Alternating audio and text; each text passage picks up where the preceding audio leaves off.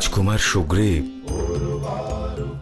আজকের এই আয়োজন আর বানররাজ কেশরী আর দেবী অঞ্জনের এই মঙ্গলময় শক্তি আর এই আধ্যাত্মিক বাতাবরণ, এইরকম মনে হচ্ছে যেন অবশ্যই দেবী অঞ্জনের গর্ভ থেকে কোনো দিব্য বালকের জন্ম হতে চলেছে, আর আমরা সবাই তার জীবন পর্বে সহযোগী হব। আপনি একদমই ঠিক কথা বলছেন। এই বালক অবশ্যই বিস্ময় বালক। তাই তো সেই দিন অত্যন্ত অনিষ্টকারী সেই দুর্ঘটনার হাত থেকে রাজা কেশরী ও গর্ভবতী দেবী অঞ্জনী অলৌকিকভাবে রক্ষা পান। কি?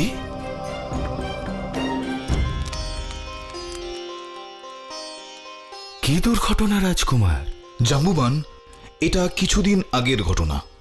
ভানুরাজ কেশরী এবং গর্ভবতী দেবী অঞ্জনী একটা গুহার মধ্যে ছিলেন।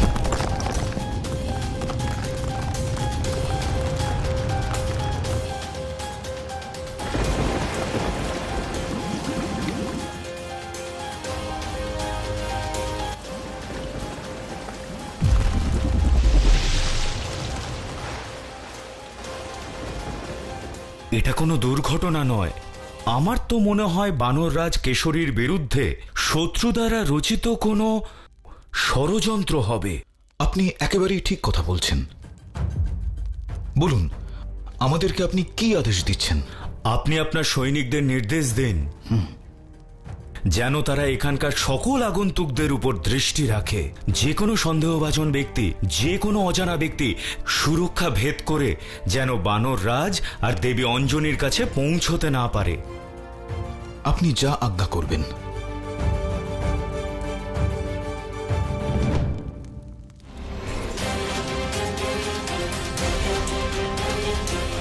ওই হলো আমার লক্ষ্য।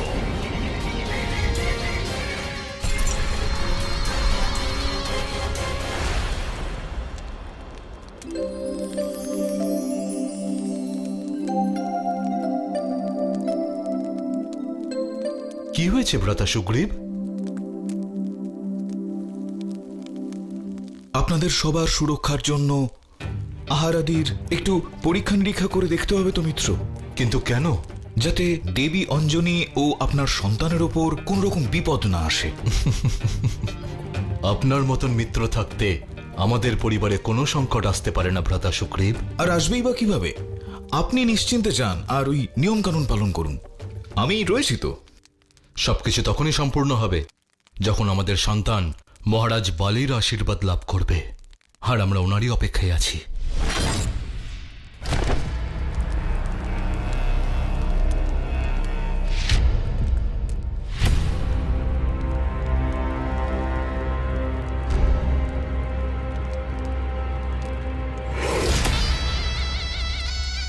তুমি এই মুহূর্তে এখান থেকে চলে যাও। আজ আমি কারোর কোনো সহায়তা করতে পারবো না। এসেই যখন পড়েছি তখন আমার কথাটা শুনেই নিন। আমি এখানে তোমার সমস্যার সমাধান করবার জন্য বসে নেই। আমি শুনেছি আপনার মতো বৈদ্য আর জ্ঞানী এই পৃথিবীতে খুব কমই আছেন। কে তুমি? কে?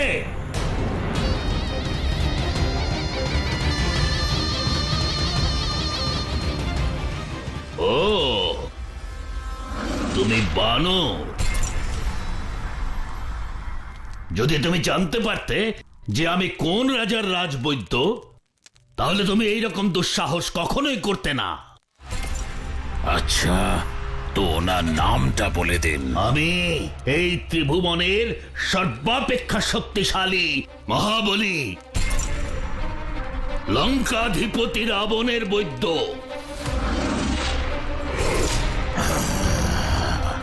যদি সে তোমার এই স্পর্ধার কথা জানতে পারে, তবে তোমার লেজ কেটে তার সভার বিদূষক বানিয়ে রাখবে।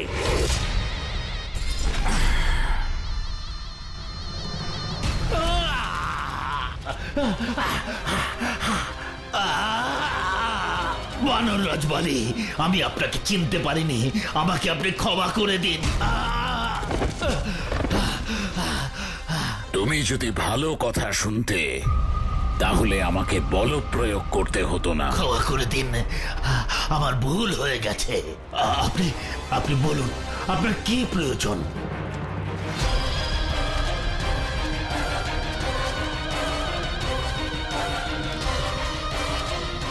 আমার পৃথিবীর সব থেকে ঘাতক বিষ চাই। দিদি দেখো, ও আমায় আবার পা দিয়ে ধাক্কা দিল। সত্যি?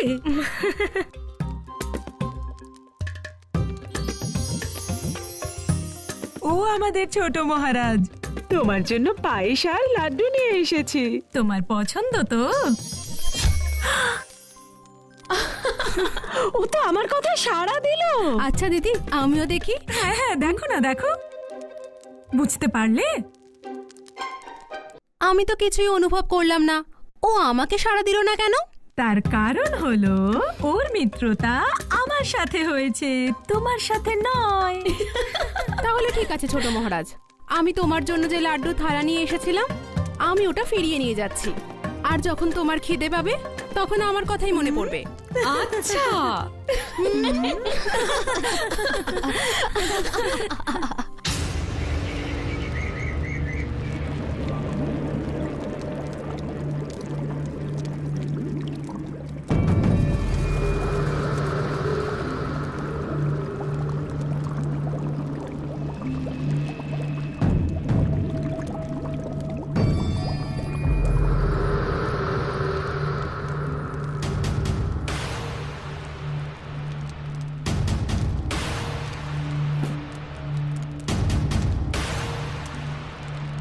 বানর রাজবালি, এই শঙ্খের মধ্যে পঞ্চধাতুর সংমিশ্রণে ত্রিভুবনের সবচাইতে ঘাতক বিষ রয়েছে।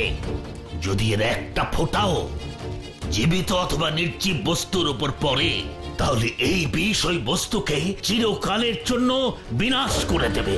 এই বিষ হলো মৃত্যুর দ্বিতীয় রূপ।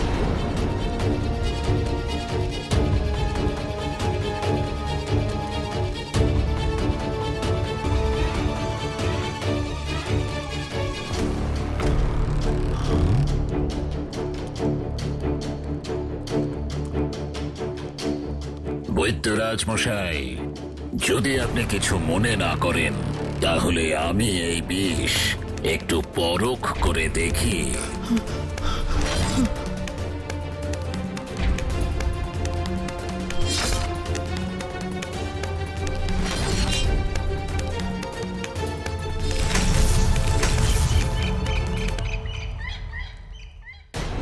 প্রভু, এই দুরাচারী বালি তো মাতা অঞ্জনের গর্ভের শিশুর শত্রু হয়ে উঠেছে। তার উপর ওর হাতে ঘাতক বিষও চলে এসেছে। দেবী, সংসারে বিষ আছে,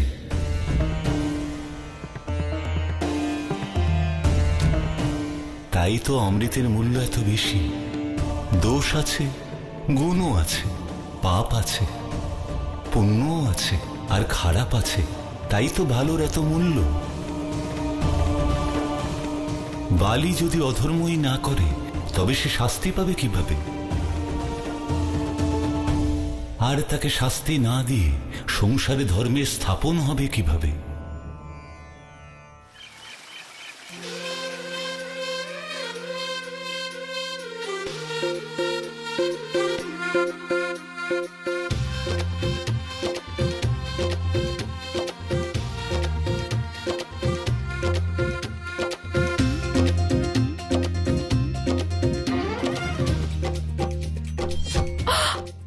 আবার পা দিয়ে মারল।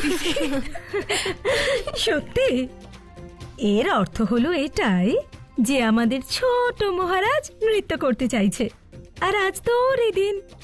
তাহলে ওর এই ইচ্ছেটা পূরণ করা হবে না কেন?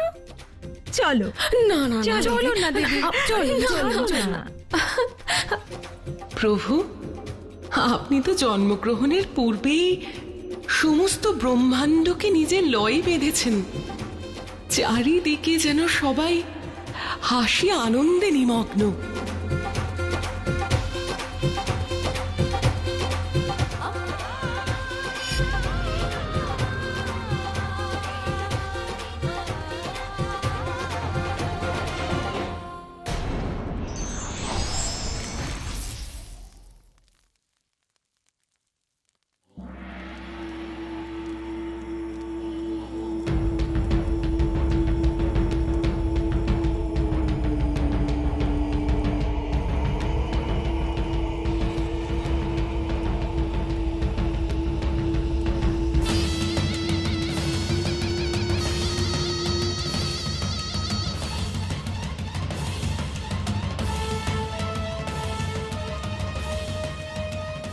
মহারাজ বালি?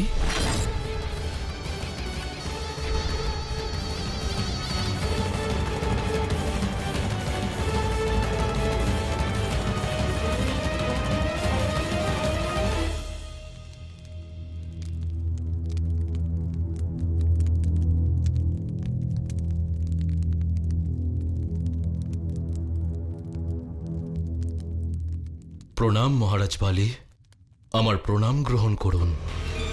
ক্ষমা করবেন মহারাজ, আপনাকে অভ্যর্থনা জানানোর জন্য আমি মুখ্য দ্বারে উপস্থিত ছিলাম না। তাতে কোনো অপরাধ হয়নি কেশরীরাজ।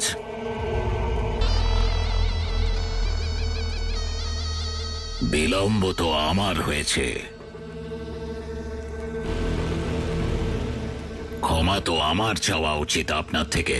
এরকম বলবেন না মহারাজ, কোন রকম বিলম্ব হয়নি। আমরা সবাই তো আপনারই অপেক্ষায় ছিলাম। আসুন, ভিতরে আসুন।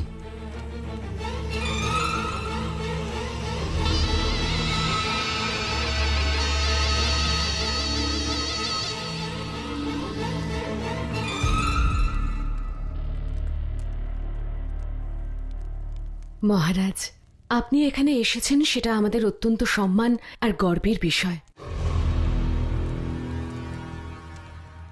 দয়া করে যে আসছে তাকে আপনি আশীর্বাদ করুন, যেন আপনারই মতন বিচক্ষণ আর প্রতাপশালী হয়। আমি চাই আপনার এই পুত্র যেন আমার আয়ুও পেয়ে যায়, কিন্তু চাইলেই কি তা সবসময় হয়? দেখুন না দেবী অঞ্জনী, আপনার সন্তানকে আশীর্বাদ দিতে চাই, কিন্তু দিতে হবে মৃত্যু।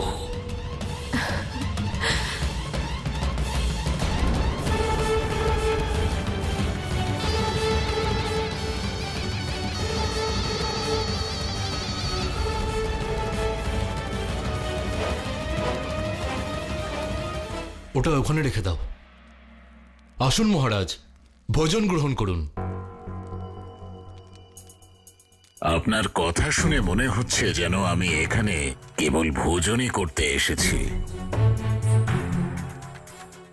মহারাজ, আমার কথা ভুল বুঝবেন না।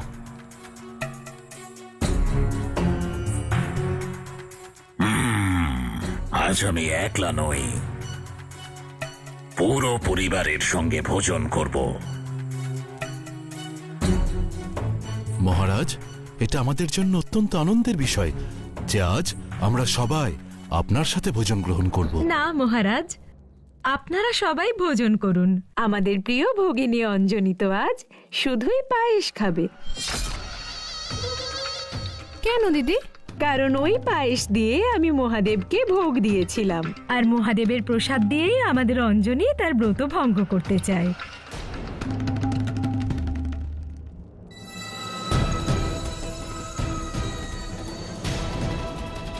আপনারা সবাই ভোজন করুন। খুড়িমা, আপনি ওকে নিয়ে যান, আমি ওর জন্য পায়েস নিয়ে আসছি। এসো মা।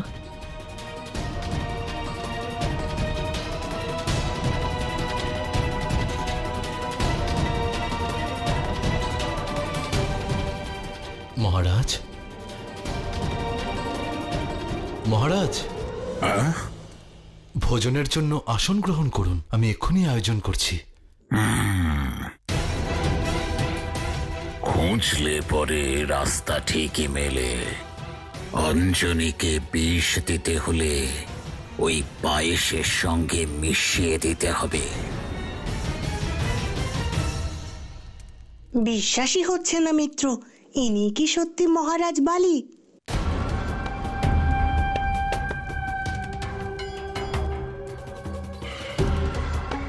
মনে তো তাই হচ্ছে।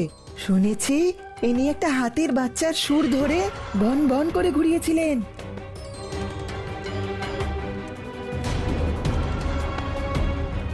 হাতি ছাড় একসাথে 20টা রাক্ষসকে নিজে হাতে মারতে দেখেছে আমার নিজের মামা।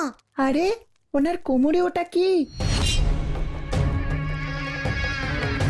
কেমন কালো রঙের, আর গায়ে কি সব কাঁটা আছে।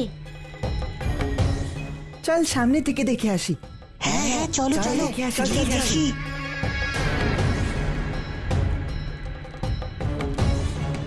দেখতে তো শঙ্খের মতো। কিন্তু শঙ্খ কবে থেকে কালো হলো? আমার তো মনে হয় মহারাজ বালির সমস্ত শক্তি এই জাদু শঙ্খেই রয়েছে। আবার ও প্রলাপ বকা শুরু করলো। প্রলাপ না, এটাই সত্যি। আরে উনি তো চলে যাচ্ছেন, চলো চলো চলো।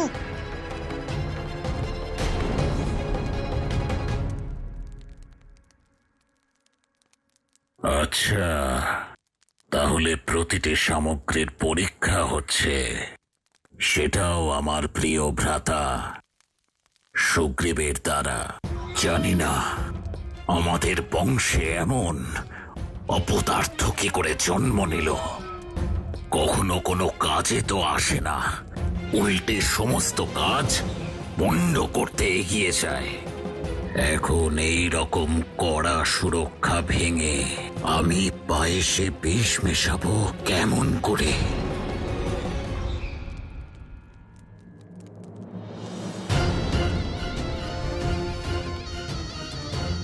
তারা আমার প্রিয়তমা পত্নী, তারাই হবে আমার ঢাল। কারণ ওর হাতে বানানো পায়েস পরীক্ষা করে দেখার দুঃসাহস এদের হবে না।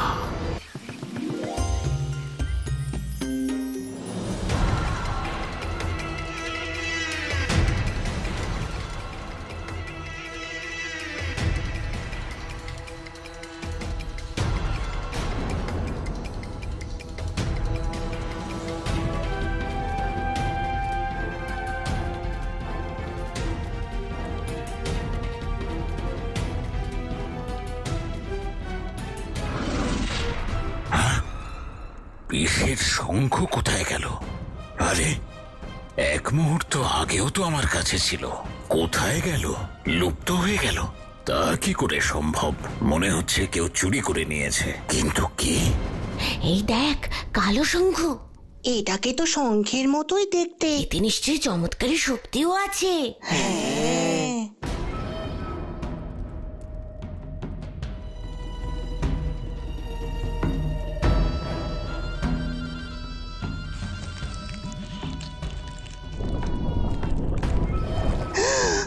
এই কেমন শব্দ? মনে হচ্ছে এর মধ্যে কোনো তরল পদার্থ আছে। তরল পদার্থ?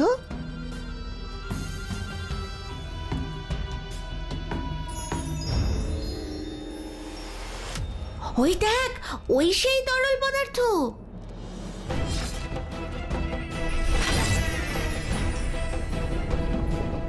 ওই দেখ, ওখান থেকে তরল পদার্থ আসছে।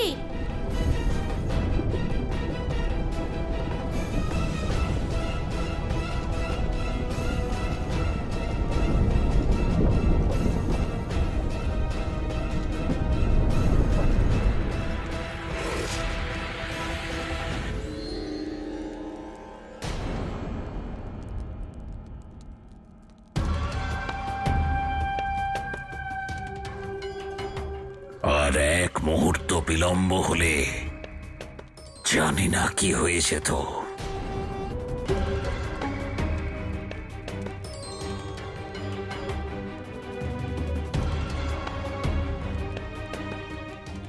তারা